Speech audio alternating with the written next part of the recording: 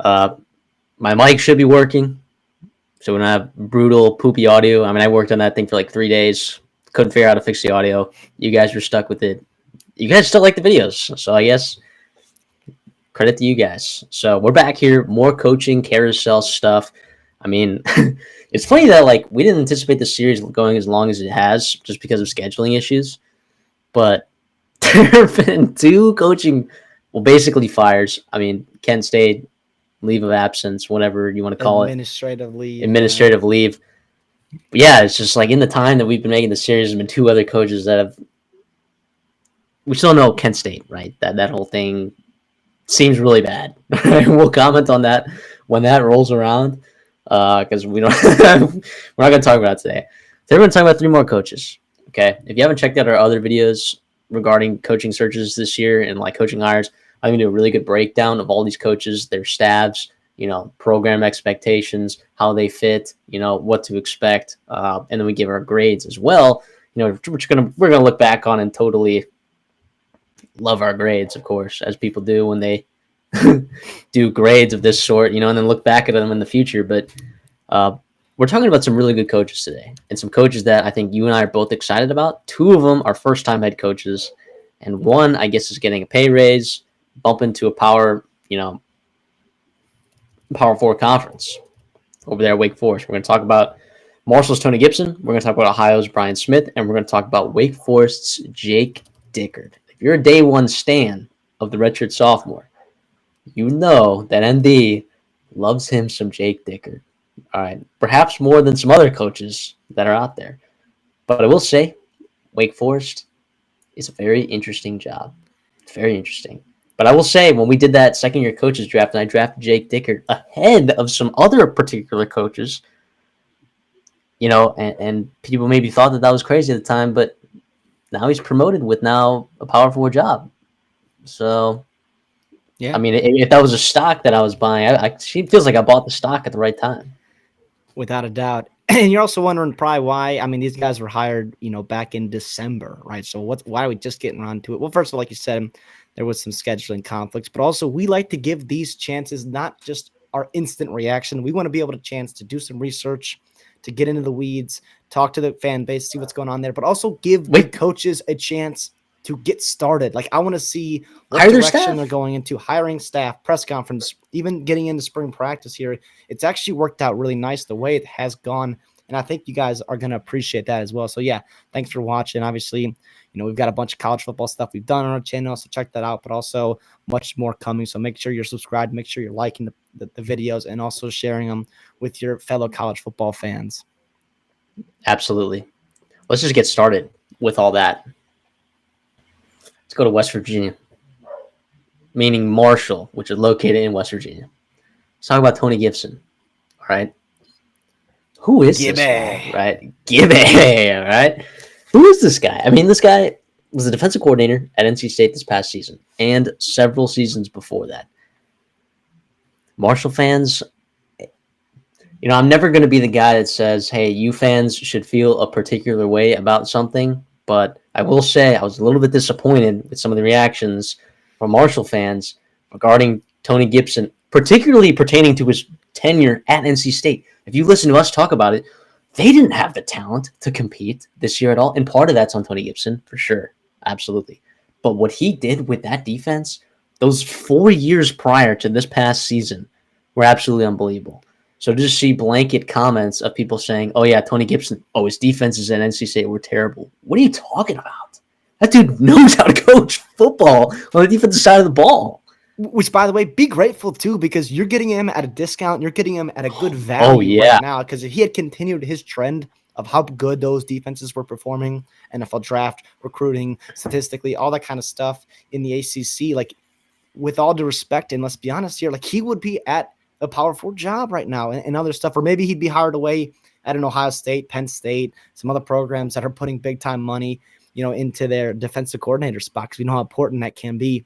He was phenomenal there. Obviously, recency bias will have you there, but look at the whole tenure. Look at what he's done in all of his staffs, all he has done all the way back to his time at West Virginia, knowing the state, being from here, right? A native, of West Virginia, and he's coming back to Huntington. I mean, I get the idea outside looking in. Like, it was quote unquote the easy hire. I think some fans have thrown around lazy hire because he is a West Virginia native, and maybe it was a layup there. But sometimes the obvious choice is the right choice too. And honestly, I could see your skepticism in, your administration because of what's happened in the past with guys like Doc Holliday, with guys like Charles Huff, and the way those ended, in their tenures, in their very successful tenures, by the way, maybe not be too inspiring, to your confidence in getting this hire right, but it's a new AD, right? You're in a new conference here in the Sun Belt. You just had massive success there. You're going to see some recruiting issues,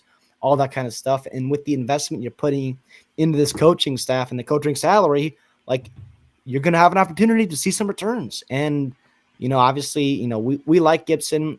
Is it going to work out? Obviously, who knows? And we're just going to, give our thoughts here and try to predict that out, but also, understand that these grades are going to happen with expectations and other things that are involved, not just who Tony Gibson is, as a coach.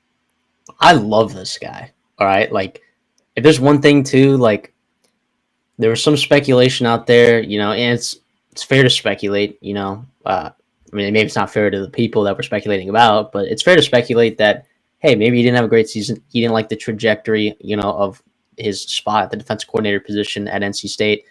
Sometimes it's good to hit the reset button. All right. You see that, all the time with basketball coaches, football coaches, people mostly talk about it for head coaching positions, but it also works like that for coordinator positions as well. But, like, I don't think that's that. Like, he talked about it in his interview that there was another job that was available. It was a Power 4 job that was available. He didn't mention the name of the school or whatever, but he said that there was another university that reached out to him about a job. And he came to Marshall, taking a pay cut from what he was getting at NC State to be back in his home state at a place that he cares a lot about, a place that he grew up an hour away from, right? $500,000 pay cut to be here. And I don't think he'd be doing that if he didn't think he could win. I don't think he'd be doing it if he didn't want to be there. And I don't think that he would do it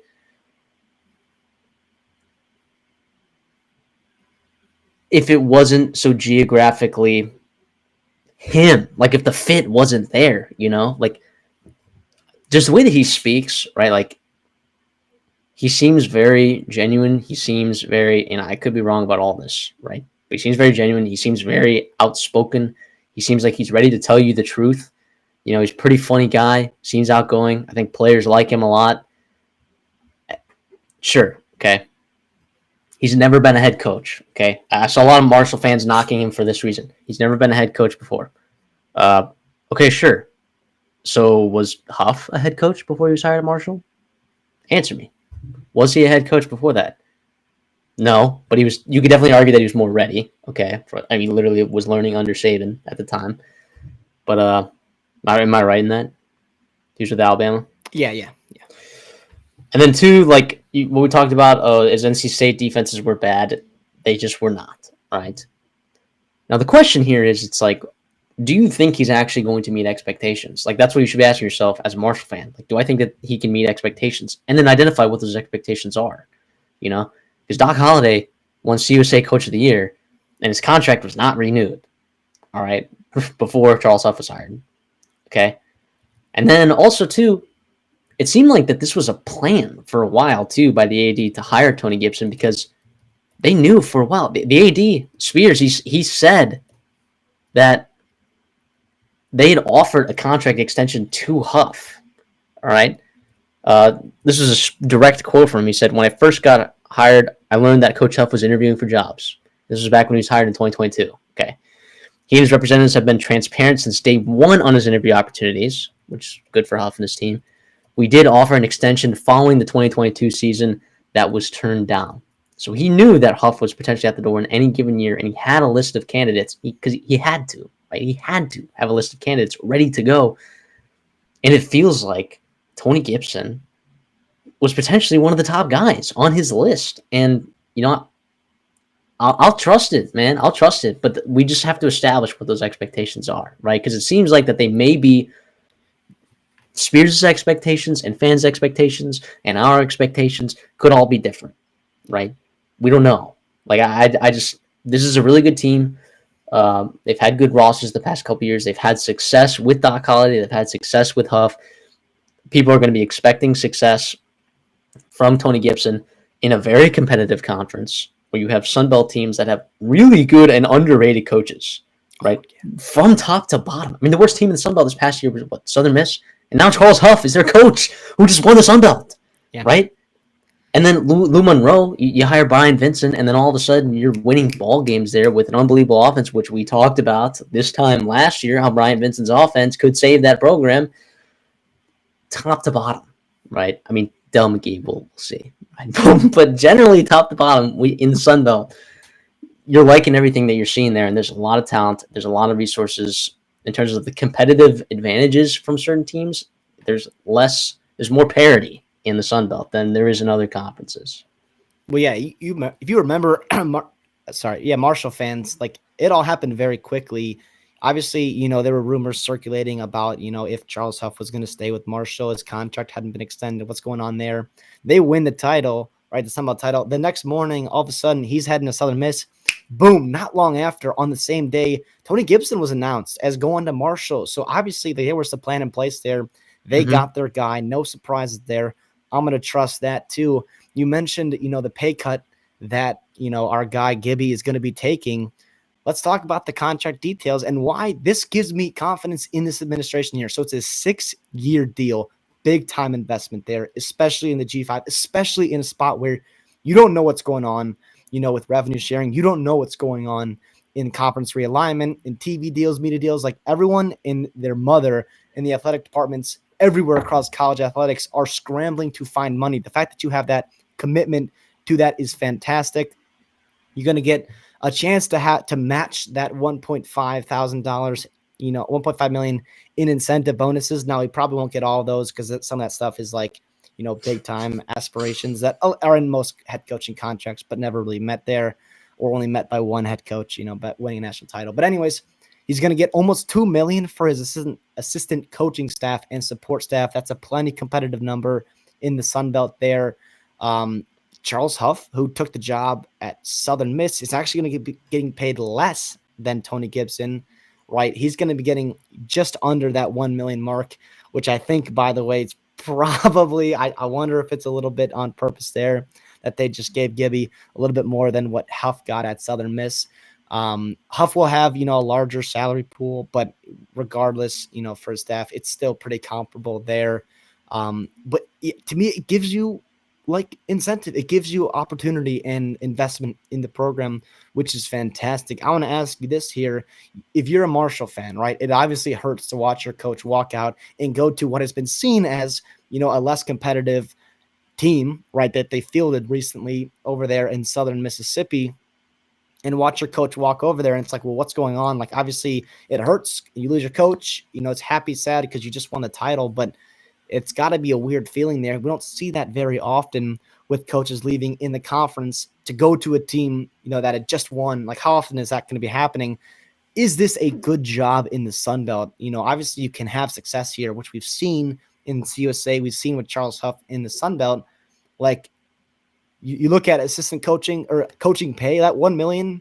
If you go back to last year's statistics, and obviously they'll get updated, some coaches will get some raises and whatnot, but that would put you at third in the Sun Belt in head coach salary, more than competitive. Do you think, how good of a job is this in the Sun Belt? Is this top half, top quarter, right? It's somewhere around there. I'd say top half, probably. Yeah. But really that's just like from a resource allocation standpoint. That's not from a fan base standpoint, right? And tradition standpoint, because I also think about that too, right? And every coach is different in terms of fit as well. But I think from just specifically a resource allocation and resource availability, it's top half. Yeah, and that's part of the reason why Tony Gibson obviously left a pretty good paying job and not an easy job, but an easier job for sure than being a G5 head coach, especially now more than ever. Let's talk about what he's done, right? So, Tony Gibson is a defensive guy. Obviously, we know that. You know that if you're a college football fan, been following on the East Coast there in the ACC, but he started all the way back. Got his FBS start, being a DB coach at West Virginia in Morgantown, not far away. Obviously, big rivals there, Marshall and West Virginia, but he has a big time connection to Rich Rod, who's also back in the state there, which will be really fun to see that connection. But he followed Rich Rod over to Michigan as well, was their DB coach, assistant head coach, all that kind of good stuff. Brief stint in Pittsburgh before reuniting with Rich Rod, back in Arizona, and then ended up in West Virginia and stayed on, the East Coast there, West Virginia, safeties coach, defense coordinators, linebackers, and then also did the same thing there with NC State, coaching, being a defense coordinator and coaching safeties and linebackers in certain years. So he brings that defensive, mindset. Obviously, you mentioned, and some of the fans have mentioned too, he has never been a head coach before. Is that worrisome? Probably a little bit, but also it's not like we haven't seen guys have success right away, just because they're coming from a coordinator. And also, if your job like Marshall, like, let's be honest too, like, you're going to have to take some risks. Like Zach Kitley over in FAU, like, that's a risk, and it could pay out huge. It could be very terrible. It's a 30-some-year-old coach. It's barely been a coordinator, barely, been around in college football, and all of a sudden he's a head coaching job there. So you're going to take some risks here. We've seen it work out. We've seen it not work out. Obviously you had the position coach hire in – we had a position coach hire, not even a coordinator, position coach hire in Charles Huff.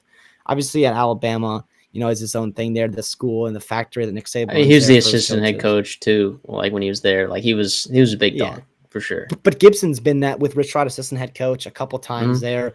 Dave Doran has had a ton of success in North Carolina State there. So it's just super interesting. And the last thing I'll throw in too with the Rich Rod and West Virginia, I'm sure our Marshall fans will be wondering about that rivalry there. And from what I've heard, it doesn't sound like it'll get brought up, even though they're good friends. Rich Rod and Tony Gibson going way back there. But it's just, I think with everything going on right now financially, with revenue sharing and conference realignment, same reasons why we're seeing a lot of athletic departments kind of panic and, start to really be budget friendly, like throwing away that revenue with West Virginia, having to go play away in Huntington. Like that is revenue you are missing out from just hosting, a random FCS or, a Coastal Carolina or App State or someone else there, to Troy, another Sun Belt school, to come and visit them. So I think part of that's why it's not really going. I've heard Marshall is open for a 2-for-1 split. So every 2 games that West Virginia hosts at home, Marshall gets 1. Still did not really budge. So you might have to go to a 3-to-1 or even worse. But I, for one, would love to see that rivalry back. I think it will be more competitive than it has been in the past. And obviously, Marshall has never won, and they haven't played since 2012, but we've seen Marshall put together some pretty good teams since then. I mean, in 2013, they won 10 games, 3 straight years, and then obviously winning the Sun Belt there. So it would be a lot of fun to see that. And obviously, West Virginia, we are excited about the Rich Rod hire. Who knows how it's going to work out? It's obviously you're not your 2007, right? West Virginia teams, 2006 teams, or even, the Geno Smith era there. Towards the end. But yeah, it's super interesting there. Obviously, a lot to talk about with Tony Gibson and his West Virginia connections and where he grew up and all that kind of stuff. Yeah, so Charles Huff has a lot of connections in terms of being able to bring in his staff. I saw it on the notes that you have here placed in front of me that he does have a larger salary pool for his assistants at Southern Miss than Tony Gibson will have at Marshall, but it doesn't seem to be that much. No, and honestly, it's an interesting staff. You've got a lot of flavor from Rich Rod, which is really interesting offensively, which is nice because, and we'll get into this, but we always talk about this where you have these coaches who typically grow up on one side of the ball, right? Rich Rod, offensive guy, Charles Huff, offensive guy, Tony Gibson, defensive guy, right? So you trust him to get his side of the ball right, trust his hires. He usually has his, his little posse, or not posse, but he's got his, group and his close-knit. Yeah, his people that have been working under his wing for a while now that he's pretty familiar with. It's the other side of the ball that he has to nail. And those are the big-time hires. Yeah, I mean, it will be really interesting to see. So if I can get into it here, offensively, the offense coordinator is going to be Rod Smith. Again, this is that Rich Rod flavor. He was the OC and quarterback coach for Rich Rodriguez at Jacksonville State the past couple years. He was also with him, I believe, at Michigan, where he did cross over with Tony Smith there. Also, by the way, was at Illinois, and a bad Illinois roster he did a lot with. That was really, really impressive. I thought too, they are pretty multiple. Obviously, Rich Rod loves to run the football, so he has that flavor behind him. But he's also played with some dynamic quarterbacks, super fast-paced offense. Did you mention that Rod Smith and Gibson played together in college? I did not know that. No. Yeah, they did. They both played at Glenville State in West Virginia. Look at that. Well done. So look, you like continuity, you like fit. Those are things you like to see. So they know each other well. They're clearly friends. Rich Rod flavor. I don't know. I like it. Why not? And also, too, so he's bringing in the quarterback from Jacksonville State. There's Zion Turner, who was the backup this year to Tyler Huff, who was all conference stud down there in the CUSA. Turner was okay at UConn, not great, as a true freshman, but is not a huge running threat, which we've seen, Rich Rod and Rod Smith kind of have success with, but he did have 90 carries there. You also have Carlos Del Rio, a guy that's a little bit more athletic, wasn't very good at Syracuse at all, but we'll see what happens there, getting into maybe a little bit better system. The O-line coach, moving on, we love the connection between the OC and the O-line coach. Bob McCain is going to be the guy. Another native to West Virginia, right? We love that. Was Rod Smith with Rich Rod there at West Virginia, coaching at Pennsylvania, California D2 school. Past couple seasons was also at Illinois O-line coach there, so having some crossover with Rod Smith. Has also been in App State back when they were at FCS, and he coached with Gibson as well when they were on the West Virginia staff. So obviously you've got that connection there. Head coach, OC, O-line coach. Love that symmetry there. Running backs coach is Rod McDowell. He was with Rod Smith the past couple seasons at Jacksonville State. He was also with ULM with Rod Smith and Rich Rod. Before that, before they went to Jacksonville State, he played running back, if that's a familiar name for you on the East Coast there. Played running back at Clemson and was a 1,000-yard rusher there in 2013. Marshall has had a history recently of having elite running backs, right? Rasheen Ali, Kalen LeBourne, AJ Turner, right? Continue that vibe there with Rod McDowell. Would love to see that. Tight ends coach is Gunter Brewer. A lot of wide receiver work in his background. Virginia Tech, Maryland, Louisville, UNC, Oklahoma State has a lot of success there, working with some big time, receivers there. Obviously, Justin Blackman with Oklahoma State and some other guys. He also coached for a year in the NFL with the Eagles. Originally has coached at Marshall before from 1996 to 1999. If you're a Marshall fan of that decade, you remember a guy named Randy Moss coming through your program there. Obviously, we know the Hall of Fame, or the story about him in Huntington and all the success he had. You got to credit Gunter Brewer with some of that there. So you love him coming back home. The wide receivers coach is going to be Chansey Stuckey. He was at Notre Dame the past couple seasons. Ironically, was there when Marshall beat them a couple years ago, and part of that was because the wide receiver core maybe wasn't getting much separation at all. So we'll look with this. Obviously, try not to look with too much green-colored glasses, but this is an interesting hire there. He's with Baylor, also G at Clemson. Was at Clemson when Rod McDowell was working there. So after Rod McDowell was playing, he was there working, with Stuckey there. So we'll see what happens there on the offense side. But yeah, like we said, this is an important side of the ball for our guy Gibby to hit on. Yeah, and look, if you don't believe in Rod Smith, I would say let's take a guy that's highly respected in the college football world, and let's take his word for it. So Robert Anae, who's the offensive coordinator at North Carolina State, okay, maybe hasn't had the greatest last couple seasons, but has had very good tenures at other. Yeah, he's got way up here, right? And so he worked at Arizona, right, with Rich Rod and Rod Smith. He also worked at Virginia with Rod Smith for a year, and then obviously Robert Anae worked with Tony Gibson at NC State these last 2 years. And at Virginia, Robert Anae was getting interviewed about, being in this kind of system. And he's like being asked about that 2012 season with Arizona. And he said, quote, "That year at Arizona with Rod Smith, Rich Rodriguez, and Calvin McGee, every day was Christmas for me. I'd been in one system for playing and coaching for forever, right? Decades." And this guy was 66 years old, done a lot of coaching. He's like, And now I get to go to work and be in a different type of system, a system where where your quarterback is not just that handoff guy, but a threat everywhere. Man, and every day I took so many notes. I was a sponge, and in the process, I got to make some really good friends. So, a guy like Robert and I was learning from guys like Rod Smith, you know, if that tells you anything. So, I think I'm just saying we know that they work well together. I believe in Rod Smith. It's going to be a very interesting offense, but I think it's one that works at that level for sure. It's also one that Gibson is familiar working with. Sometimes you have offenses that are hard to play defense as, and complementary, they just aren't. And so obviously Gibson has that experience playing opposite a Rich Rodriguez, themed offense. And obviously there are worse coaches offensively to model your tree after on the offensive side of the ball. Defensively, right, this is Gibson's side of the football. Defense coordinator is going to be Shannon Morrison, right? So that's going to be a familiar name for our Marshall fans. He was with Marshall from 2021 to 2023 as their linebacker coach. Marshall had a pretty damn good defense for him. He was also with Marshall a couple times there, 2005, 2008, 95, 97. So a little bit of crossover there with, the wide receiver coach, or sorry, the tight end coach, Gunter Brewer.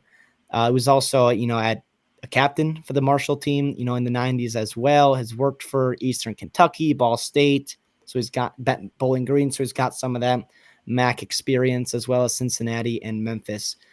Defensive line coach is Ralph Street, another familiar name to our Marshall fans. Has been at Marshall for 4 years now as the D-line coach.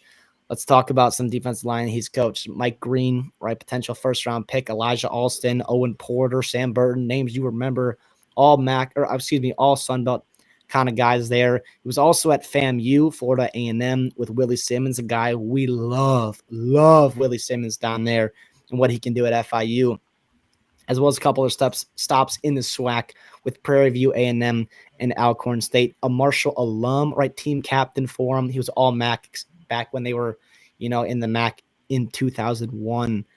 Linebacker coach is going to be Jake Ellsworth. This is Tony Gibson's, one of his right-hand man, was with him for 5 years at NC State coaching linebackers. You're talking about Peyton Wilson. You're talking about Drake Thomas, some big-time linebackers coming through that pipeline there. Was also at Illinois for 7 seasons. This is only his third team he's been with. So obviously, he's been under that Tony Gibson kind of mantra for a while now. DB coach Jared Hawley. He was at Abilene Christian this past season coaching safeties. Prior to that was coaching DBs, or cornerbacks more specifically, at James Madison.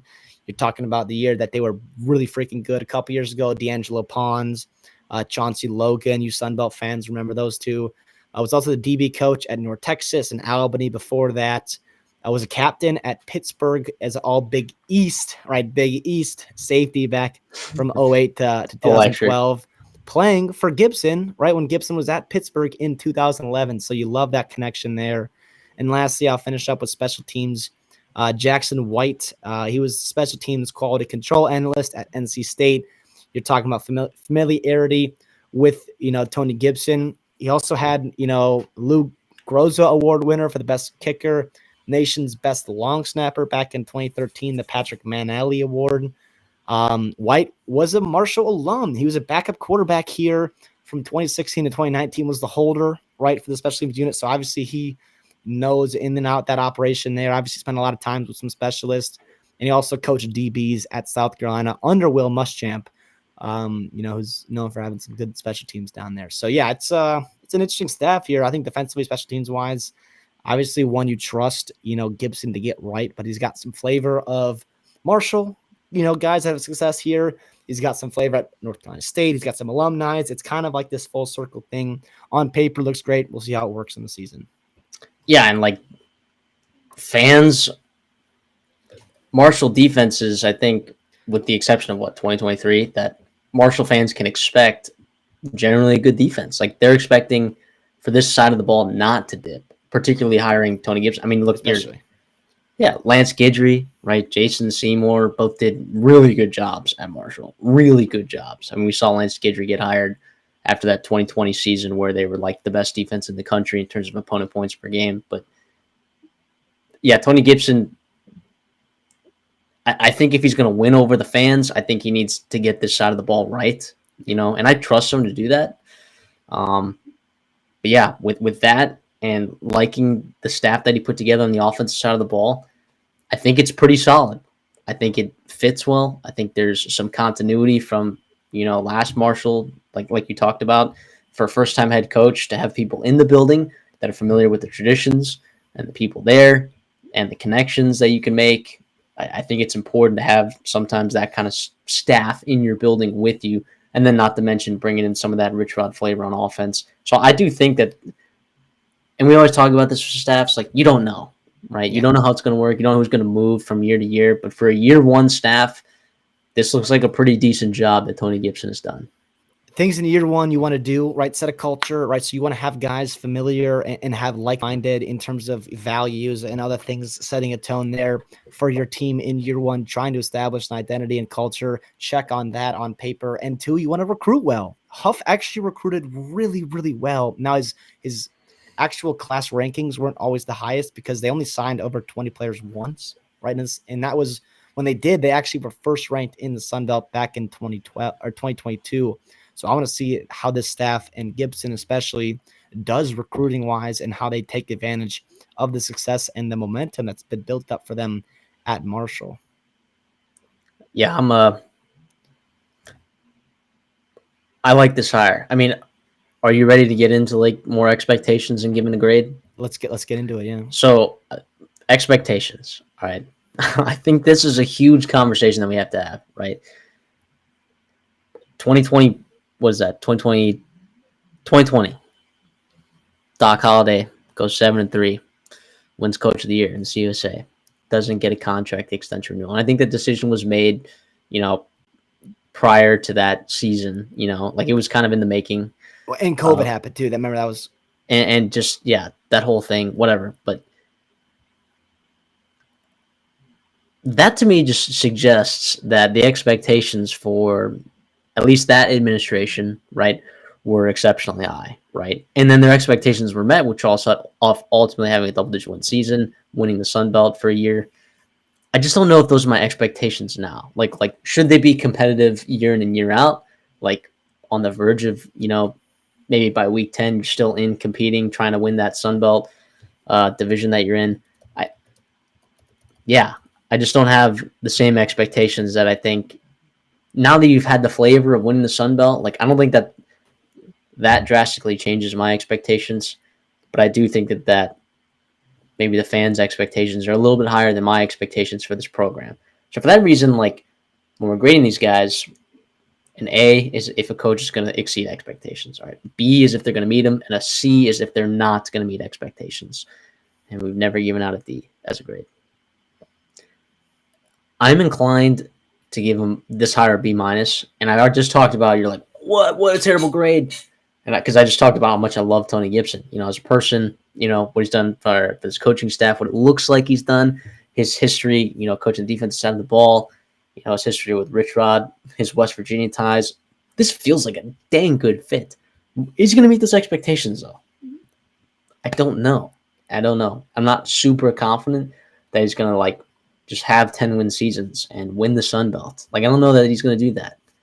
But that doesn't mean he won't have a successful career there as a coach, And if he's not recruiting at a super high level and he's not, having those top 40 defenses, because that's what Marshall fans are accustomed to, is top 40 defenses, and the Sun Belt keeps getting stronger and stronger every single year.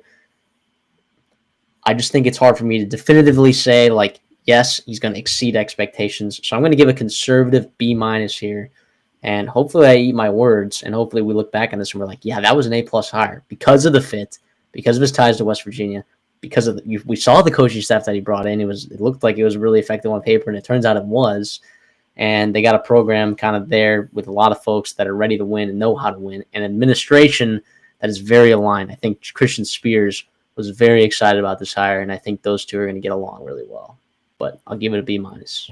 Yeah, the expectation conversation is really interesting. I mean, to me, it reminds me, going back to UMass, we talked about Joe Harasimiak and what the expectations for UMass have been historically, and then what he got paid, and telling and the conference that they just moved to. When the conference, when you are making $200,000 more than anybody else in your conference. Like, to me, that makes big time expectations for you with UMass, regardless of what, your history has been there. At Marshall, obviously the expectations are high, and you're also paying him top 3, top 4 level money, so that you're going to expect, success and absolutely. And looking through, your division, because the Sun Belt, we love the Sun Belt. We love the Sun Belt. We cover that a ton during the season. You still have divisions, right? Which is fantastic, by the way. But you're competing with James Madison, right? Old Dominion, who somehow won 5 games and had an unbelievable power rating. Ricky. Coastal Carolina, and Tim Beck there. App State getting Dowell Loggins. Obviously, Georgia Southern there with Helton there, and what they can do and be streaky, over there in almost Savannah. So We were, what was it, week 9, and we were like, who's going to win the Sun Belt this year? Yeah. Like it was it was toss up. Louisiana was in the other division, but it was we were like, ODU, what is going on? James Madison, Georgia Southern, like they were all like right up there. Coastal Carolina, I think, had a chance at some point, but it's really interesting. To me, the expectation, right, is obviously going to bowl games, right, competing in the Sun Belt. You don't have to win it every year, but be in the conversation, like you said, come November. And I want to see you recruit well too, because, you can, and I think in the Sun Belt, obviously with stuff changing, it's going to be harder potentially, but I think you still can have good classes put together. I'm going to go B plus, just because, even though the expectations are high, I just think you've seen a lot of success at Marshall. And honestly, like Tony Gibson to me seems a little bit more prepared than potentially Charles Huff and what he's walking into. I'm super excited about this hire. Obviously, if I'm right and he's exceeding expectations a little bit, you're going to be very happy, and potentially he moves on. Great, whatever. Like, that sucks, but I don't think it'll be the Southern Miss. I think this program is a little bit more aligned, and he's a guy that I think is a little bit more committed to the future, of this program that we've seen in the recent coach. So, yeah, I mean, first time head coach, questionable in terms of program administration history with their head coaches. Yeah, I'm still excited about this. Our Marshall fans, let us know how you feel. Obviously, we've read stuff online. We've seen stuff talking to you guys, but I want to hear from your thoughts, and hopefully maybe we convinced you one way or another. And obviously, hopefully you're excited, come the fall and spring practice and summer training camps and, official visit seasons coming up for Marshall. So obviously it's a big time right now to be part of the Thundering Herd. The Ohio Bobcats have had 3 straight 10-win seasons. Okay. Coach Tim Albin, head coach that is, leaves to go take the Charlotte job, which has CD and I scratching our heads. So we thought he might be in the running for a better job than that job. But they bring in a coach that they didn't have to bring in from the outside. They hired Brian Smith, who was their offensive coordinator for, those 3 years that they won 10-plus games, which has never been done before in that program, and they won their first MAC championship this past year. Yes, please. Yes, please. I think this was the layup hire. It wasn't the flashy hire, but I think and I believe that this was the right thing to do. 100%. I think you would have upset fans. I think you would have upset players. I think the administration would have been thrown out of whack. There's a unique sense of alignment between Brian Smith and athletic director Julie Cromer. They really respect each other. They know what the expectations for each other are. They get each other's support all the time.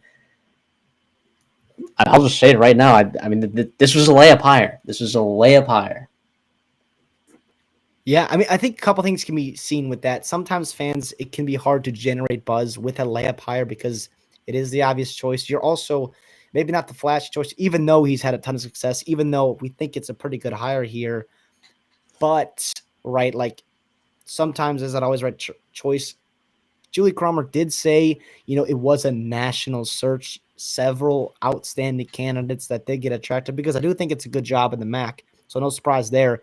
It just a little bit like, okay, yes, like that was great, but also Tim Albin was fantastic. And let's continue that kind of trend there. Obviously, he'll be starting off an 11-3 season versus Tim Albin was coming off a 2-1 COVID season. So obviously one's maybe starting on second base, or the other one maybe starting on home or first base there. But it'll be really interesting. I mean, in terms of, we'll get the expectations later on, but this is a good program, right? They've won a lot. Frank Solich, Tim Albin, like in the past couple of decades, you've seen stability, you've seen bowl games, you've seen conference championship appearances, finally a win. I mean, yeah, what more can you ask for right now as a Bobcat fan? And my Bobcats, right? I say my Bobcats.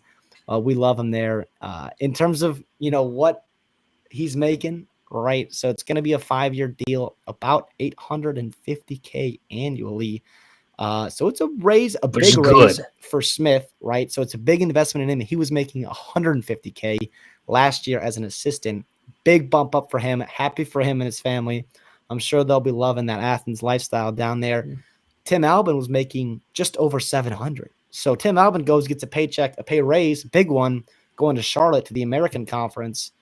And here's Brian Smith coming in with no head coaching experience, right? The inside hire, which is typically you get him a little bit more discount than with outside hires, and you're not paying a buyout. You can afford, with the buyout that Tim Albin's given you, you can afford to go and give Smith what he needs. And that's $850,000. And also, some, potentially extra staffing issues there and salary for that assistant salary pool, which everyone's talking about right now. And honestly is a big deal. And also too, it's worth noting, and we'll talk about this when we get to expectations, but a little teaser here.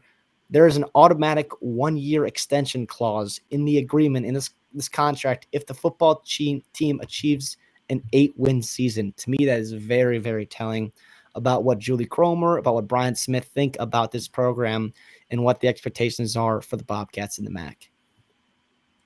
And Julie Cromer's no stranger to hiring head coaches. I mean, she's the one that fired Brett Bielema, I believe, from Arkansas. Am I right in that? When she was the interim director at Arkansas. So she's no stranger to coaching searches, firing, making moves. Tim Albin goes and leaves. She knew what she was doing. All right. And Brian Smith too. There's an emphasis, and we'll get to it when we talk about the staff and all that stuff. There is an emphasis, a huge emphasis on continuity. All right. And you look at some assistant coaching hires, and if you compare this time last year when we talked about Jay Sawville being the hire at Wyoming, and we called it a lazy hire, right? We called it a lazy hire on this show, right? Why is that different from this one, right? Well, I think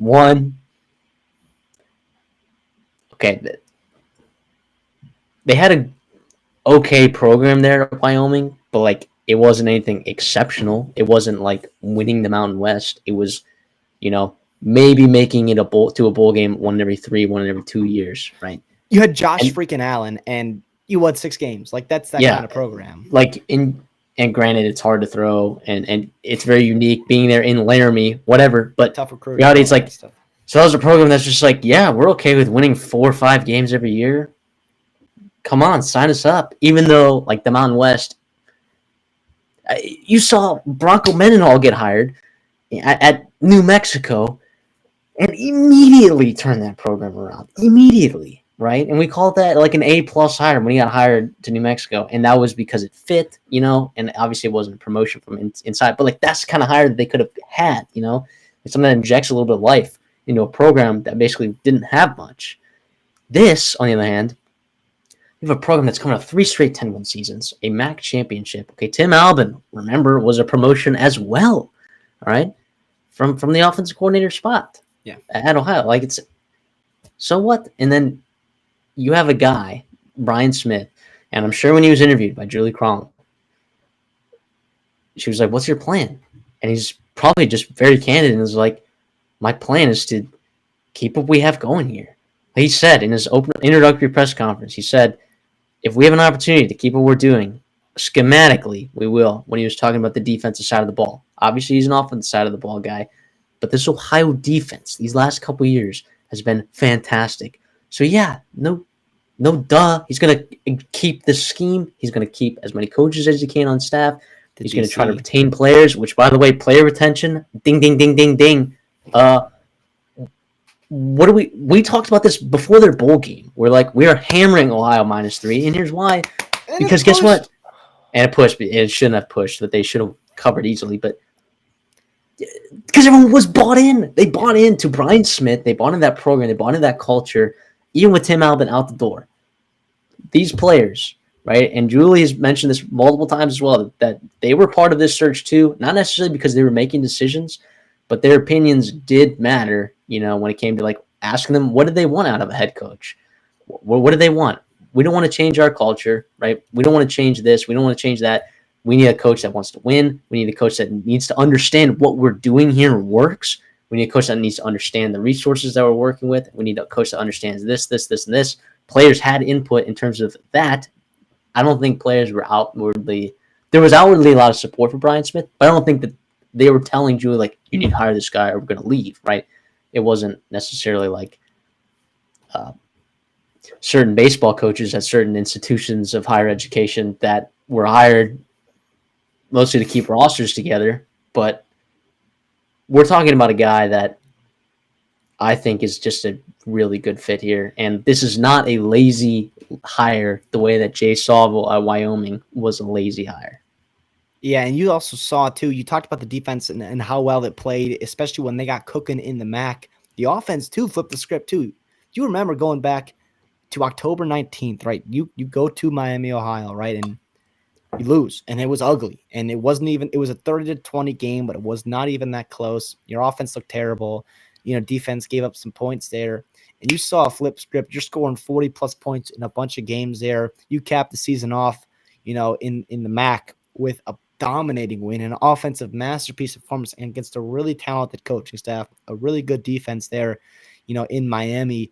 And yeah, why else can't you be impressed with Brian Smith? So if you're a Ohio Bobcat fan, you'll understand that he runs, this run and shoot kind of style offense. Now I love it because it's like the run and shoot if the run and shoot was in the MAC, because you're still using tight ends, you're using cruiser backs, you're running the football well, because you got guys like Anthony Tyus. You had Sia Bangura a year ago. Now you reunite with him again, coming back. Obviously, Parker Navarro, one of his big, threats is his legs. And so you talk about, that honesty and that flexibility that I love to see in coaches, where he talks about, like, yeah, on defense, if we're going to keep what we can do there schematically and have that kind of humbleness and have that take your ego out of it and just like let them go defensively. Same thing on the offense side of the ball, where you can just be who you are and play to your strengths as a team and as like a talent perspective in the roster construction, and kind of blend your scheme towards the talent is, to me, really, really impressive. He's also had a couple 1,000-yard rushers, back at Washington State and Hawaii as well. So it's interesting because he is, a California guy. He's born in California, obviously, went to ball there, or went to school out there. He's coached at Oregon State and Hawaii for a while. Well, he played at Hawaii. State. Yeah, He coached and played it. He coached and played at Hawaii. Yeah, exactly. So he's that West Coast guy, comes into Ohio under Tim Albin past couple seasons, and that running back room had a lot of success. And also, obviously, calling plays there this past season was awesome. It's intriguing because, his salary at $850K puts him right at the top there, right? That top 5 group, and I'm sure, with Chuck Martin. It's a different tier, right? But it's still up there. It is. And that's all you can ask for there too. And also, like, you do get him at a discount. Like, I think Ohio could have afforded to pay a little bit more, especially if they went Mr. Outside hire. You're probably looking at about a 7-figure investment there. But since he is a coordinator, he is an in-house guy, you could use some of that money you would have used for your hire and throw it into your program. I'm not saying it's a cheap hire. I'm just saying that's the reality of it. You get the best candidate you can. Just so happens you don't have to pay him as much as some of the other candidates if you had brought in outside hire. I agree. So before we talk about expectations and give grades, is there anything you want to say about this staff that he's brought in? Because he's obviously not experienced at the head coach position, right? And he's only coached at like a small handful of Division I schools. So like the connections there, it's pretty limited, right? So how do we feel he did? It's interesting. Yeah, before I'll get into that real quick, it's just ironic. If you're listening to the full video here, you're going to see us talk about Ohio and then Wake Forest there. So the two coordinators at Washington State back in 2021, Jake Dickert and Brian Smith, now 2 head coaches there. So happy to see that there. Yeah. But yes, let's talk about this. So obviously you're going to see some flair with the MAC. You're going to see some flair with Ohio natives. We love that all. So obviously he'll be heavily involved in the offense. I believe he's going to be calling plays. I couldn't get a quite like confirmation on that, but that sounds like what it's going to be. Yeah, I'm sorry. He is going to be calling plays in 2025. Offense coordinator, so like offense coordinator, just running the offensive meetings, all that kind of stuff, and quarterbacks coach, which would be his main role. Scott Eastfording, he's been at Ohio for a while now, back since 2014, working with the offense and quarterbacks as well. You're talking about Nathan Rourke, you're talking about Curtis Rourke, Parker Navarro, some big time quarterbacks have come through the program that he has worked with. Pretty damn good list there, if you ask me. Has been in the MAC before, was at Toledo, EMU, right? He's been in the MAC about 20 years now, Ohio native. He had a previous stint with Ohio working with the tight ends. So you love that kind of flair, continuity there too on the offense side of the ball. Knows what Brian Smith wants, his terminology, all that kind of good stuff.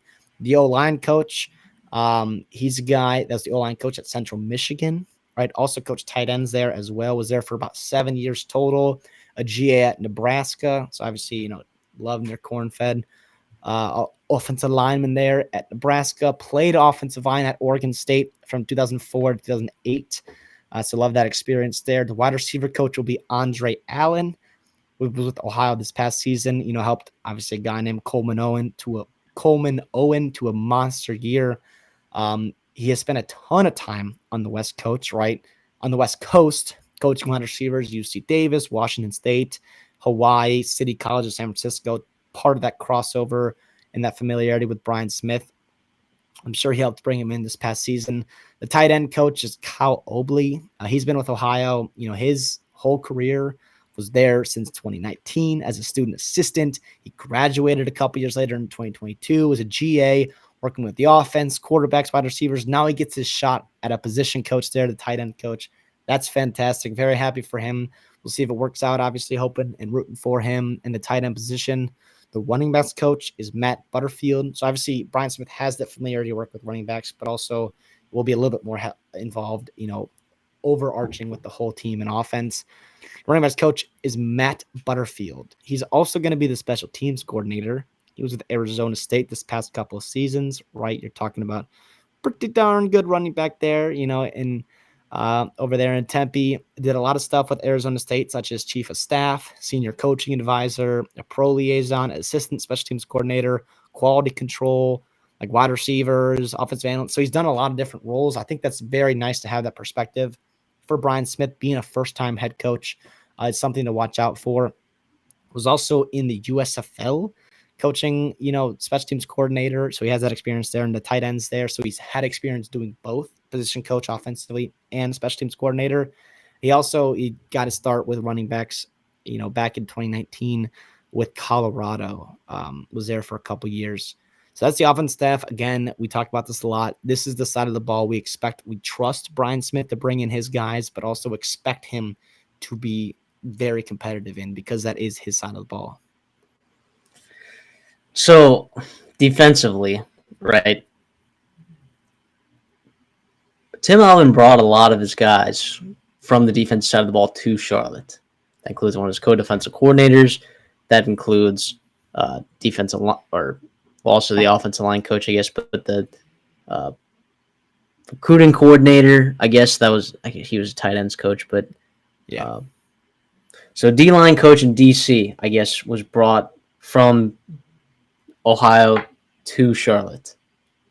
Am I correct in saying that? And then what are we looking at here with Brian Smith on defense side of the ball, which we know is more important for him? So they were co-DCs. So the other one stayed, right? So John Hauser, he'll be the defense coordinator. So you talk about Brian Smith in his press conference talking about continuity there with the defense. That will be involved with John Hauser, obviously, who was the DC this past season. Co-DC was also the safeties coach back in 2023. Spent 8 seasons with Miami in the MAC as well. Was also with NIU. So he's been in the MAC for a while now. That the defensive tackle coach is moved to defensive line coach, Tremaine Scott, an Ohio alum back in 2009, 2012. Like I said, it was the defensive tackle coach this past couple years now. Full-time D-line coach this past season, guy named Bradley Weaver, who's all MAC honors, obviously stud there. for them in the green. For the Bobcats, the linebackers coach is going to be Chris Woods. So he was the linebacker coach in the interim DC this past season and past couple seasons at Temple. Was also at Kansas for a couple of seasons, worked at Oklahoma back in 2015, 2018. Thing I love here about him is he was a head coach for about 6 seasons, 3 at Stonehill College, 3 at Mansfield College, obviously a lower level. But again, like I talked about, with Matt Butterfield having all the different names and roles that he's done, having that experience to help a first-year coach like Brian Smith is going to be very helpful, especially on the opposite side of the ball where he maybe not be as hands-on. The cornerbacks coach is D'Angelo Smith. He's been there, the cornerbacks coach, since 2017. Also, role of passing game coordinator, director of player development, all that kind of good stuff. Prior to Ohio, was with Michigan State, working with DBs as a GA there. Was a DB, a pretty darn good one at Cincinnati from 2006 to 2008. 5th-round pick there, native to Columbus, Ohio, not too far from Athens there. The defensive ends coach, right? So they're bringing in defense head coach. This is Jeff Phelps. He's also going to be your pass rush specialist, whatever that means there, and that kind of role entails. He was the Wyoming defensive tackle coach this past season, was also with North Dakota State, a couple seasons before, coached D-line in Mississippi State, Washington State, so there's some that crossover with Brian Smith. Also worked at Minnesota as well, familiar with the MAC, coaching there at NIU and also playing at Ball State, as a MAC, all MAC outside linebacker. And then lastly, the GM will be Logan Meyer. This is his first season as a GM for the Bobcats, was at Northern Iowa this past season doing GM and director of football ops. Has also been at Marshall and Auburn and Miami in the MAC and Cincinnati as well. So some familiarity with the MAC, some bigger programs, also the state of Ohio. So interesting things there. Familiarity, continuity, things I like to see in a first-year head coach's staff, right? Yeah, on paper. I mean, yeah, and as we kind of go through this, I'm giving you the resume, some of the connections. Why are they here? What have they brought to the table? What can they do for you in year number 1? We do see a lot of turnover in staffs, especially position coaches. So it's, not the end of the world if a guy doesn't hit in a certain spot, whatever it may be, but it's something worth noting. I love going through it. Obviously put a ton of effort in and trying to figure out, who's who and why are they here and all that kind of stuff. But yeah, it's on paper, we can talk about it being a good staff, but we'll see when the live bullets come, when recruiting starts picking up there in the summer. So all that kind of stuff. So are you done talking about their staff? Okay. Then we look at their expectations, and I struggle with this because they're not a tier 1 program in the MAC. And what I mean by that, and you can look at historically, right? They've had success, especially in the late years, Solich. Sorry, forgive me if I mispronounced that. Tim Albin as well. I don't think that recent success is indicative necessarily of like the resources that this program has access to compared to other programs such as Toledo or Miami of Ohio, or now the addition of UMass, right? So I look at this and I'm like, where do we fall, right? Because he is an upper half paid head coach, but he's not like that tier 1, even in terms of getting paid. So it's like, I still think you have decent geography as well. I mean, everyone in the MAC is basically in Ohio, so you're kind of on somewhat even playing field generally. So you can't really look at that. But I look at this team and I'm like, I think they could succeed. I think that there's no reason that they can't compete for MAC championships, right? Even though they've won 1 in their entire program's history, and it was this past year. I think they can compete for those. Can we expect 10-win seasons every year? No. But like you said earlier, you look at that contract, I think it's very clear what the expectations are. It's if you get to 8 wins, you're doing a good job. Yeah. Right? And I think Brian Smith can do that fairly consistently. It's not going to be every year. It's not going to be every year. But it could be, once every 3 years. It could be every other year, And I think that would be meeting expectations. And I think he's going to do just that. So I'll give this higher a B and call it meeting expectations. Again, A, exceeding expectations, B, meeting expectations, and a C would be that he doesn't meet expectations. So I'm going to give it a flat B. I think Brian Smith meets the expectations of everyone.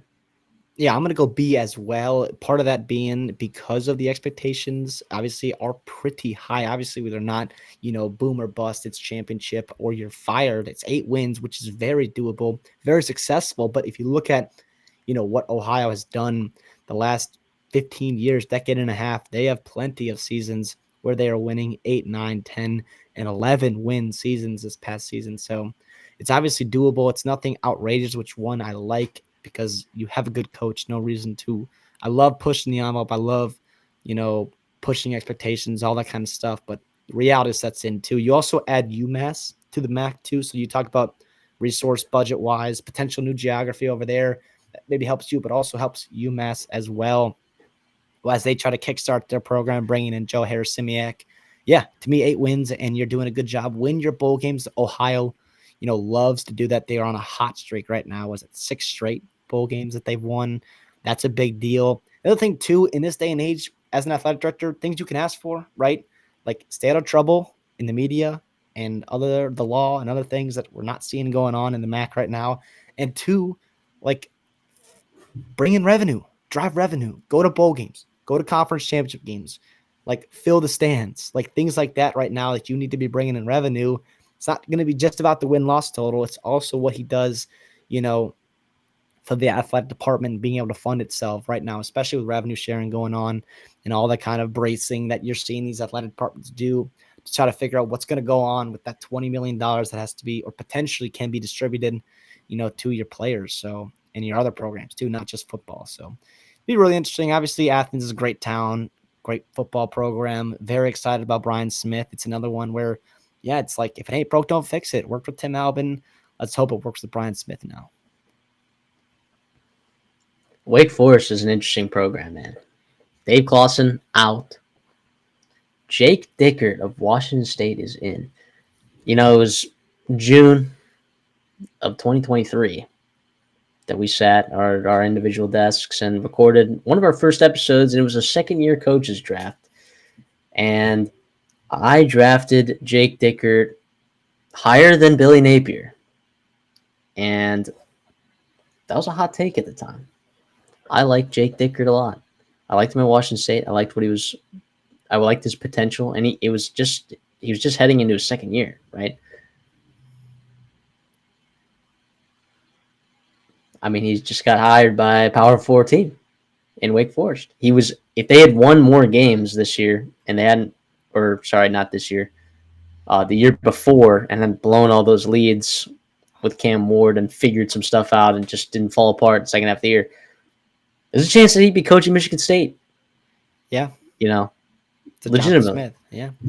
So I think this is a really fascinating hire. And I'll say for 2 reasons. One, Jake Dickert did win at a program that, doesn't necessarily, they don't win at a championship level necessarily, but he won there and he did a good job, given the situation that he was in. Right. Very much so. And he also, the second thing is, he is absolutely smacked on his offensive coordinator hires. Smacked. Ben Arbuckle. Okay. Eric Morris. Okay. What are we talking about here?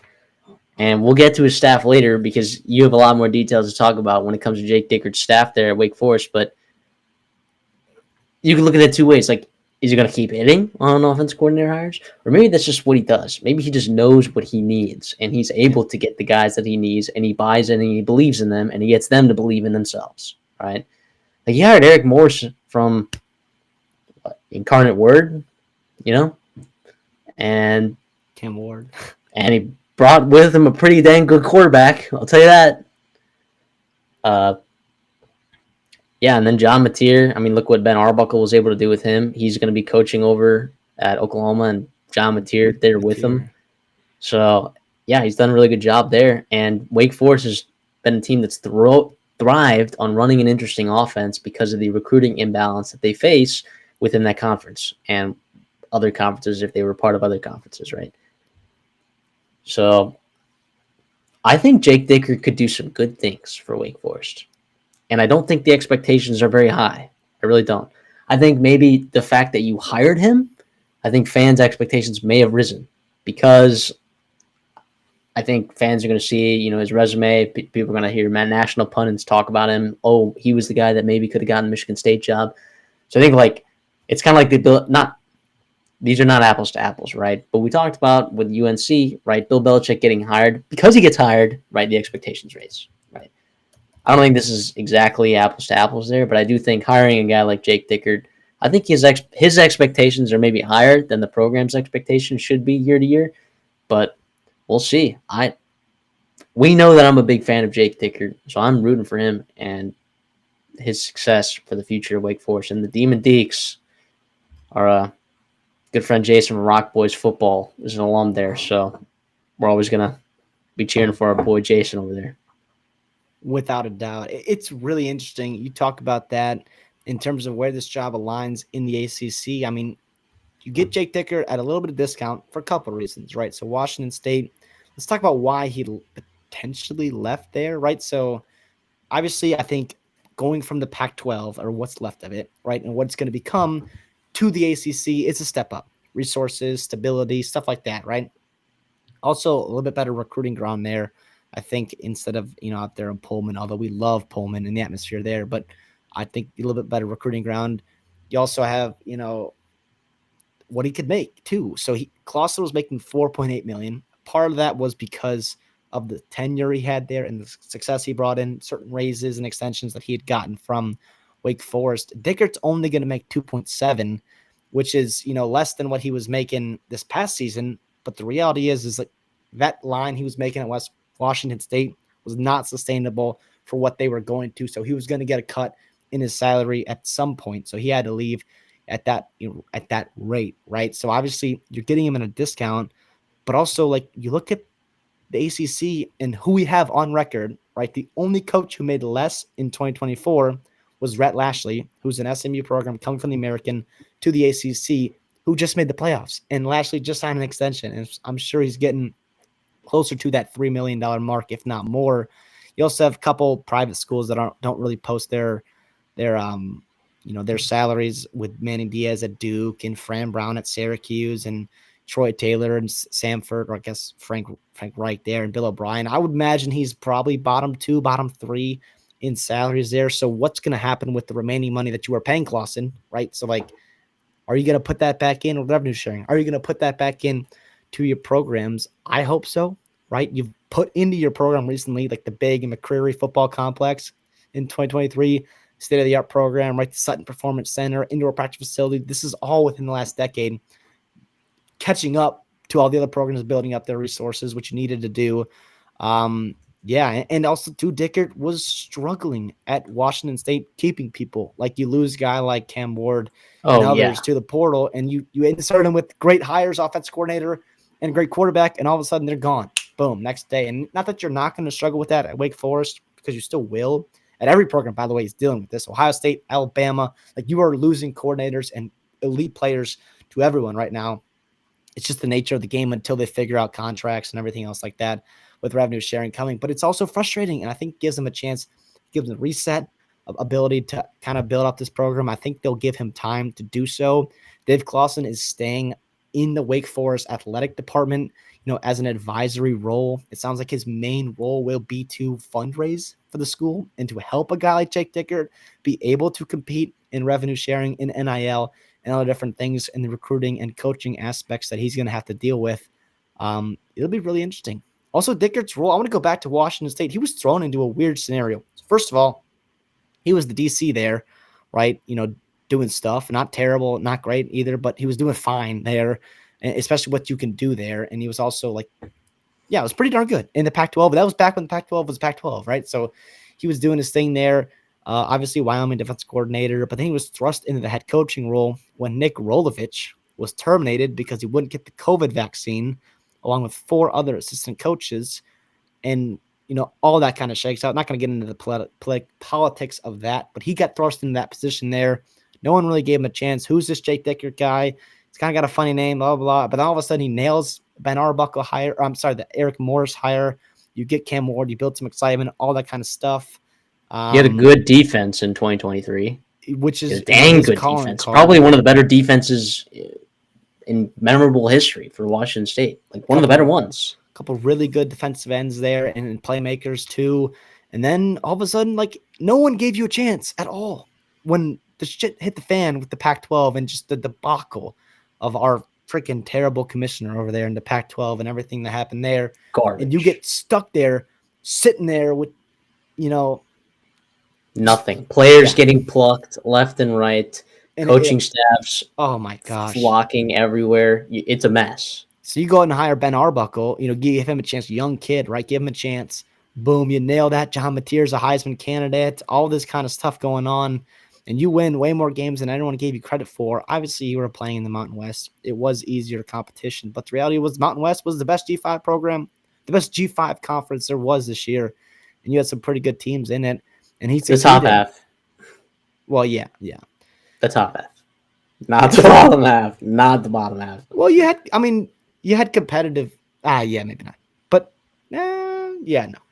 Regardless, what was interesting about the Mountain West is you had all those, what was it, like 8 or 9 new head coaching hires in the Mountain West? Yeah. So like a lot of guys in their first year, right? But the top half, the San Diego States, the Boise States, the UNLVs, Colorado State, all like good, Yeah. New Mexico was scary for a couple teams. Oregon State and Washington, which, by the way, like, obviously Jonathan Bray was thrown into a much different situation than Dave Dicker was. He was still Trent Bray, thank you. Jonathan Smith went to Michigan State. So Trent Bray, but obviously, like, you saw them succeed way more than Oregon State did, and I think that gives, to me, a lot of confidence in Dicker, like, understanding and thriving in tough situations. It's really interesting. And winning when he's not supposed to. Yeah. So it's interesting. So looking back at his recruiting for the last how many years, right? He does it. When I say decent for Washington State standards, right? He did a decent job recruiting in the state of Florida. But that's like pretty much the only East Coast that he does, right? Being at Wake Forest, there is a hotbed of talent around you that I think you need to take advantage of if you are Wake Forest. You can do some supplementation in the transfer portal, but there's also, I believe, academic restrictions for Wake Forest, some. So you can't do all of that. So I think his staff is going to have to take advantage of that because he doesn't have those kind of connections. Like, it's like he doesn't have East Coast ties, He really doesn't. So I'm looking at this and I'm like, if you're going to succeed here, you do need to take advantage of the talent that you have there around you, recruit well, because at Wake Forest, you have to recruit well, and you have to evaluate talent appropriately, because if you miss on a class, it sets your program back like 2 years, at least, And I don't think that necessarily the expectation should be that Wake Forest should make a bowl game every single year. But if you're going to try to accomplish that, you need to do that well. Yeah, and here's what I'll say, too, about, like, the program as a whole, recruiting, all that kind of stuff. Like, I'm not going to compare you to Clemson and Miami, right? I'm not going to do that. I'm not going to compare you to Louisville and North Carolina and, whoever else there, and even some of the other private schools in your conference like SMU and Georgia Tech, who put more resources into the football program. Not going to be doing that. But the Virginias, right, Stanfords, even Cal and, like, some other Pitt, like, you can put Boston yourself College. in situation, Boston College. You can put yourself in situations to be somewhat competitive there. It's also worth noting, too, with the Pac-12 gone, who was always considered like this Olympic, the Olympic conference, right? You saw a lot of that going on. You have a couple Pac-12 schools into your program, right? Stanford, Cal, and you also have, Duke and UNC. It's just going to be interesting. I bring this up because you have other programs that have maybe more resources than you, but also other things that they have to give resources to when the revenue sharing comes. It'll be really interesting to see how schools like Cal and Stanford and some other, like Virginia, some other Olympic schools with some good Olympic sports, Olympic athletes, and how they distribute revenue sharing, because Wake Forest is not historically an Olympic college. So they don't have to put in money to their rowing and to other Olympic sports that you might see Stanford and Cal and other programs get pressured to do so, hurting their football chances. To me, you have Dave Clawson fundraising, you have Duke and UNC putting talent, and now they'll always have funding for their basketball programs. I'm not worried about that. But they're going to have to put in, proportionally more money than you would have to into your basketball program. It's really interesting. It to me, I wanted to bring that up, and I want to hear your thoughts as Wake Forest fans and other ACC fans. If you're watching the video, like, what's going to be going on there? Like, have you heard stuff? Like, it's to me when that kind of news breaks, once we get the House ruling and everything else going settled down, to see how they stack up in terms of percentage wise, of their football program compared to other ACC programs that have typically had more resources than them. It'll be interesting. To me, it's very interesting. Yeah, some of it's speculation because you don't know like what programs are going to get cut at what schools because of as a result of this. Um, Also, I've heard that part of it will be, if with Title IX and stuff, like it'll be dependent on like the percentage of your population and what percentage of the population is male versus female. And that actually puts certain schools at an incredible advantage because if you're 80% male, 20% female, then that means you can allocate 80% of your money to male sports, and I don't know that it's necessarily going to be apples to apples like that. Um, but I think it's worth noting because we don't know. Yeah. The Wake Forest is about a 50-50 split male female, but at a lot of other colleges, if you look at demographics across colleges, there's actually more females at a lot of colleges than males. And I think across the United States, women just tend to be more educated at that level. So I don't know. It could be little things like that, like you talked about with sports, with the demographic of male versus female. Just start like kind of maybe slowly adding up that gives Wake Forest an advantage like that. But there will always be academic restrictions, though. That's something that they're not going to be able to avoid. Yeah. Well, we'll see. But yeah, we'll also see what happens with the NCAA and like splitting off in terms of like maybe not needing academic restrictions. So it's all speculation, but it's all worth considering, right? And I think that Jake Dickert, no matter what happens, I think he's going to be able to navigate that, given that he had to navigate the shitstorm that was the Pac-12.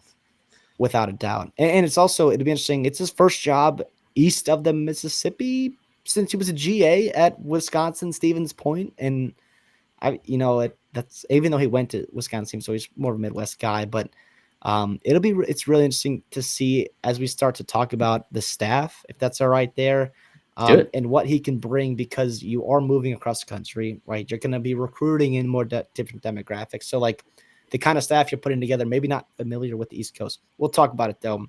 Real quick, the assistant head coach. We haven't talked about this with all these different programs, but this is like its own separate title for him. This is Justin Kramer, very familiar with Dicker's, been with him for 3 years at Washington State. Love that he has a right-hand man, someone that helps him, who's been with him at Washington State to navigate that difficult situation in his transition to the ACC with Wake Forest. Offensively, so this is not Dickert's side of the ball. Dickert is a defensive guy, in his upbringings.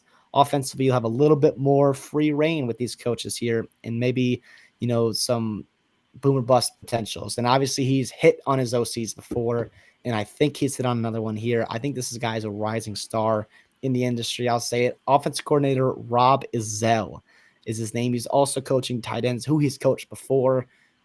If you remember that name, it's because you are a fan of college football viral videos. He is maybe most famous for his incredible, funny, and hilarious impression of Nick Saban at Alabama, where he was a walk-on wide receiver. If you haven't, once you're done watching this video and liking and subscribing and sharing, go check that video out because it is hilarious. He does such a good job there. ESPN had this whole thing on it. Anyways, coaching-wise, this past season, he was the OC at South Alabama. That was part of the chain reaction. That was Nick Saban gone. Kane Womack, who was the head coach at South Alabama, moving over to Tuscaloosa to go be the DC, which promotes Major Applewhite, who, the I-10 kid, right, all that, to get the head coaching job at South Alabama. And Rob Ezell comes and is the offensive coordinator now. So he's learned under Major Applewhite offensively. He also learned under Jim McElwain. Obviously, Jim McElwain coached him at Alabama as the OC. And then, after he got his playing career done, he started coaching at Alabama. Then he moved over to Colorado State, with Jim McElwain went there, ended up back at Bama and then ended up at South Alabama. So obviously, kind of a whirlwind there, a guy that, potentially more famous for other stuff, but I think he's a really good coach and I think people respect him. I love this. I love this for Dickert here. O-line coach is Jared Castor. He was the O-line coach for Washington State in 2024. Before that was with our guy, Scotty Waldron at Austin, PA in 2023. Dog. With Houston Christian 5 years before that. O-line for Texas Tech back in 2012, 2015. Team captain in 2015. You love that. For them down in Lubbock. The running backs coach is Ephraim Reed. He was the running backs coach with Rob Ezell at South Alabama. You're talking about Kentrell Bullock and Fluff Bothwell, one of the most dangerous 1-2 punches there in the Sun Belt, maybe all of the country too, with what Fluff Bothwell did as a freshman. Was also at Michigan State with Kenneth Walker and what he did in that one season he was there. This one's interesting here. You've got the quarterbacks coach, Dan Enos. If you are a college football stan, you remember that name. He's had some highs and some lows. You've seen him really be an elite quarterbacks coach, very well respected. Alabama, Florida, Maryland, Miami, Florida, Arkansas. Like, you've seen him succeed, work with great quarterbacks, have great offenses. Has also been an offensive coordinator and did not do great in his spots there. And I love the fact that he's coming back and just strictly an OC. And Rob Ezell knows that with his time is overlapping with Enos at Alabama. So he'll be working under Ezell there, working with the quarterbacks for Wake Forest. Once a super, super hot name in coaching, has kind of died down to me. Very interesting. I think he's back in his home spot at quarterbacks coach. Wide receiver coach is Nick Edwards. He was the wide receiver coach back at Washington State. Josh Kelly, Lincoln Victor, Cal Williams. If you're not familiar with those names, you should be, because they were monsters for multiple years now from those three. He also coached at Eastern Washington, developing a couple of NFL beasts, right? Cooper Kupp, obviously, and then the mega underrated Kendrick Bourne. To me, that group of five there, with underrated resources, finding those guys, developing, all that kind of stuff, really, really impressive.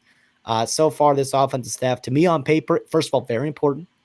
Secondly, on paper, it's one I can get really excited about. You've got some continuity there with Ezell and Ephraim Reed and Dan Enos with the OC, RB coach, quarterback coach, and then you've got that Washington State flair with the O-line coach Castor and the wide receiver coach Nick Edwards. Yeah, and it's an interesting staff because it's a bunch of different flavors, but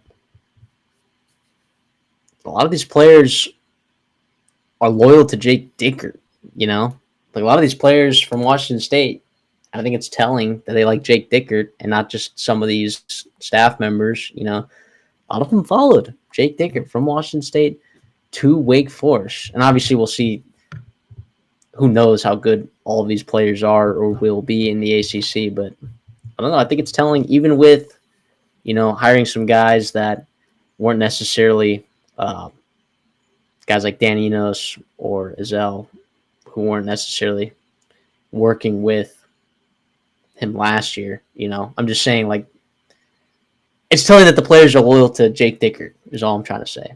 I'm sorry. That was a lot of words to say. It's not being his side of the ball too. It's pretty impressive there. So defensively, which is his side of the ball, right?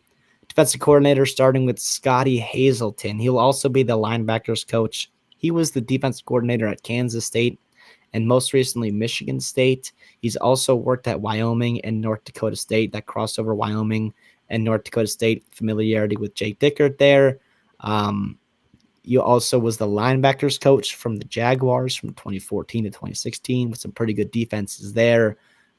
He also spent his past season with Texas, the Longhorns there, as a coach for the Nickelbacks, as well as special assistant to the head coach. So obviously right there next to Steve Sarkisian, how the sausage is made, all that kind of stuff there. A pretty high-level program. The DB coach will be Freddie Banks.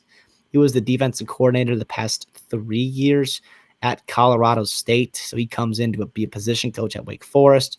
Before that was at FCS Power Montana State. He's also been the cornerbacks coach and position coach at Nevada. Defensive tackle coach is Peter Caligas. He spent the past 3 seasons with Washington State with Dickert, right? He was the assistant head coach and as well as the defensive tackle coach there. He also worked with Dickert at Wyoming. He was at Wyoming for about 12 years total, so outlasting Dickert, obviously. But He coached on both offensive and defensive sides of the ball. He won a national title as a player back in the 90s with Washington as an offensive guard, so pretty fun to see that. Defensive end coach is TJ Hollowell. He was with Hazleton back at Michigan State as a defensive analyst. Most recently was at his alma mater, Nebraska, as a recruiting coordinator, signing some pretty darn good classes there and what they've done assembling talent. Who's also has been working with defensive line at Coastal Carolina, so the East Coast familiarity, which is nice. The cornerbacks coach is Chevis Jackson. He was cornerbacks coach for Miami, Marshall, Kansas, Ball State. He's also been a GA with LSU in South Alabama. He's from Mobile, Alabama. Obviously, no crossover there with Ezell at South Alabama, but obviously familiarities there. He went to LSU. If you remember him playing, he was a pretty darn good cornerback for them for 3 years, winning a title in 2007. Drafted in the third round of the NFL draft, playing 4 seasons there in the NFL. Lastly, the linebackers coach, another linebackers coach, is Adam Pillapil. I believe I said that right. He was with Freddie Banks back at Colorado State the past 3 seasons and at Montana State as well. He was with Hazleton, or the DC, and Dickert and Caligus at Wyoming before that. He also played for them at Wyoming as a linebacker. So you love that full circle moment when the coach was a former player for the coaches on staff there. And then lastly, special teams and GM. Special teams, Nick Whitworth. He was the Washington State special team coordinator under Dickert there, so continuity there. And then the GM as well was about the GM for Washington State for about 5 seasons. So the whole time Dickert was there at Washington State, our guy, Rob Schlager was there as well, being the GM. Yeah. I think it's reasonable for Wake Forest fans to be skeptical of, you just look at the last couple of years at Washington State, or you look at last year, recency bias, kind of like what we were talking about with Tony Gibson. You look at that defense and you're like, oh, what kind of defense is he running over there? I mean, you have to remember, 2022, 2023, more so 2022. 2022, that was a dang good defense, right? 2023, it was also a really good defense for Washington State standards. And also, too, that 2023 year, that last year, the Pac-12, think about how many good quarterbacks were in that league. Holy cow, right? Yeah. So let's see that 2022 season, what I want to look at. That's the kind of Jake Dickert that you're going to get most likely here at Wake Forest, assuming that he's able to retain some talent. That's the key, right? Which he wasn't really able to do at Washington State effectively on the defensive side of the ball. Part of that was because some of those guys got drafted to the NFL, right? And how many NFL players have you seen come out of Washington State on the defensive side of the football? Not a ton, right? Some of those just being pumped out by Jake Dickert himself there. So I'm going to trust him on that side of the ball to get it right. It may not happen early. He may not have the talent right away to compete with some of those higher-powered offenses in the ACC, some of those higher talents. I also think it's interesting, too, because, in the ACC, you have some really interesting offenses there in the ACC. You have some really good coaches, very different flavors everywhere you look, right? You have flavors like Robert and I at NC State. Then you have the Bill O'Briens up in Boston College, right? Then you have go down to Miami and you're seeing something different. UNC. You're getting a lot of different flavors in a lot of different places. So it's hard to be a defensive coordinator in the ACC for that reason, and you might not think so because you're the ACC, that's not that's not the most talented Power 4 conference there is. But you have to understand, you are going against so many different flavors of offenses. So I think it's important to have, a good defensive-minded coach. And I think that's something that we didn't talk about when we talked about Bill Belichick getting hired, is that people like him and Jake Dickert are maybe in a better position to get himself and his staffs ready for those different flavors of offenses. And I think that that's something that you don't see in a lot of other conferences. So just want to throw that out there. But I mean, like I say, with every staff hiring that we talk about, it's good to talk about it, right? To see what kind of continuity, what kind of fit, what does everyone bring to the table. But we don't know. We don't know what the staff's going to do and how they're going to work together, right? It's just going to be a wait and see. Yeah, part of it's just how many no's did he get from Wake Forest when he was trying to put together a staff in terms of that dollar price? If he went out and got a staff that he wanted to, guys he's familiar with, Like, to me, that's telling about the buy-in and the alignment, right? That's so often used right now in college football of Wake Forest. And I think that's important. If you're ready to move on, I'm ready to wrap this up here, talk about expectations, talk about our grades here.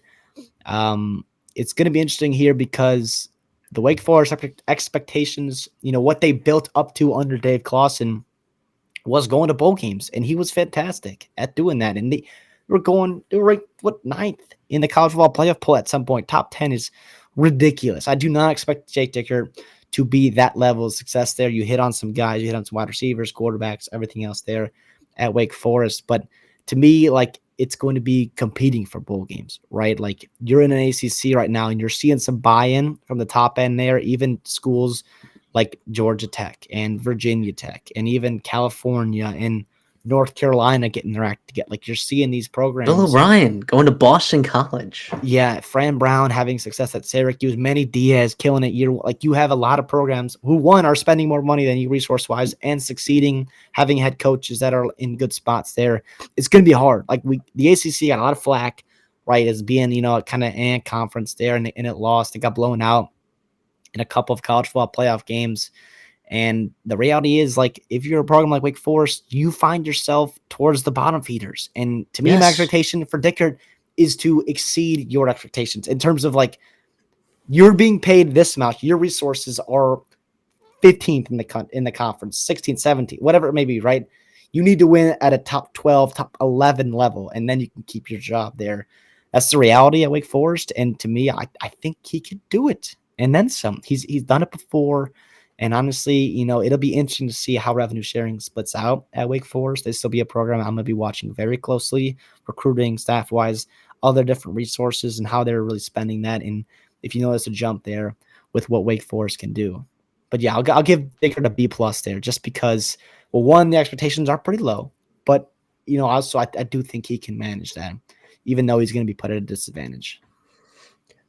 Defensive-minded head coaches have done pretty well in the ACC at schools that have had lower expectations and lower resources and lower buy-in, I guess, from the athletic department. Look at Duke, right? Mike Elko, defensive-minded head coach, right? Comes in, success. Then Manny Diaz replaces him and leaves bare cabinets for Manny Diaz. And Manny Diaz wins 8-9 games. All right, I still think it's stupid how he won that many games. Still think it's stupid, right? Fran Brown goes in over there at Syracuse and starts winning, and he brings in a guy like Elijah Robinson, who doesn't even have experience play calling, but, has seen a lot of different stuff. As having a good defense in the ACC, I think, goes undervalued. You saw it at Miami, right? I think Florida State's defense fell apart this year as well, despite all the talent on it, whatever. I think having a good defensive-minded head coach, it's going to help you prepare for those different flavors that you're going to get in the ACC all the time. I'm with you. All right, Wake Forest. This isn't to insult Wake Forest as a program because they can change that in the next 5 years, right? But they are a bottom feeder, right? They are a bottom 2, bottom 3 team in the ACC in terms of resource allocation in general and difficulty recruiting in terms of academic restrictions, But Jake Dickert, I think, can exceed that. I'm with you. I'm giving him a B+, right? And exceeding that means making a bowl game like every other year. That would exceed my expectations for what this program is at right now. It's not good. All right. It is not good. COVID. Talked to Jason from Rock Boys Football, and he made a great point. He's like, the COVID year helped no one more than Wake Forest being able to hold on to 6th-year seniors, right? And now all those guys were gone. You saw this past year and the year before, those COVID guys, they're gone. Those guys that exercised their COVID year, it's done. It's over. And not only that, you saw a lot of exodus in the transfer portal. You've seen really good players over the course of years leave Wake Forest to go be at other places. Jamal Banks, you look at Kenneth Walker. Yeah, he's an extreme example for sure. Sam Hartman, those are extreme examples, but they happened. DB for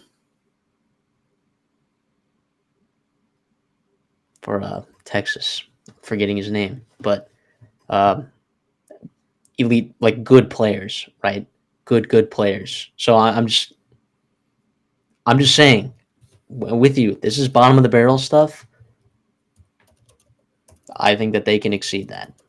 So give me a B plus. And we talk about that, right? A, exceeding expectations, B, meeting expectations, and a C is when they don't meet expectations. So for a grade, us giving them a B plus, that's dang good hire, right? That is a dang good hire. I don't know how many coaches that you could find out there that would make me feeling really comfortable about Wake Forest to where I would give them an A, So I think that this was a really good hire, and I hope that it works out so that I get further confirmation bias that I drafted Jake Dickert in a really good spot 2 years ago in our second year draft. Which, by the way, some of those coaches that we drafted already have new jobs elsewhere, Here's what I'll say too. My last point is, if you're a Wake Forest, and it's similar in spots in G5 too, and we see that even in the Big Ten as well, and the SEC, like, you need a coaching edge, whether it's your coordinators or your head coach. And to me, like, I look around, and Dickert, I feel pretty good about him going up against some other coaches, in-game adjustments, schematically, culture-wise, other things he's done in his past that give you confidence going into games where we talk about, like, is there a coaching edge here? Yeah, Wake Forest, maybe less talented, but they have this coaching edge here. But these coordinators are great. Whatever it may be, putting your guys in spots to win. That's what you have to do, too, to make up that gap and other things like that. Obviously, we're not going to be comparing you to Sweeney or Cristobal or Jeff Brom, who's the top freaking 7 coach, I think, in the country, whatever it may be. But like guys like Justin Wilcox and Tony Elliott and Bill O'Brien, who's pretty darn good. Obviously, Frank Reich, whoever Stanford gets, like Dave Dorn, even like guys that are pretty solid, like you have a chance to win those games. That's going to do it for this episode. That's the coaching carousel in the offseason 2025. So thank you for joining us. Make sure if you stayed here and you like the content, like the video, simple rule that we have, if you're interested in this kind of stuff, go check out. We have a playlist of all of the head coaching hires that we've gone through so far. We've still got 3 more coaches to talk about.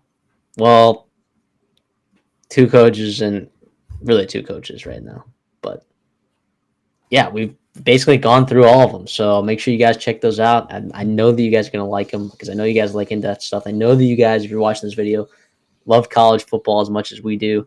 So just make sure you're loving and supporting the channel because we appreciate that and it helps us grow. And we have goals this year, guys, lofty goals.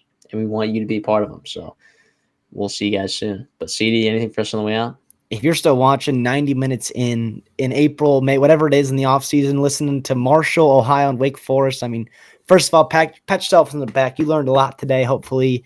And obviously, you are a college football diehard. We appreciate the heck out of you and all that you do. So obviously, like Matt said, continue subscribing, liking, checking out our stuff, commenting, let us know what's going on, all that kind of good stuff. And yeah, it's going to be a lot of fun. We've had a lot of fun doing this coaching stuff in the offseason, all that kind of stuff. So yeah. We'll see y'all in the next one.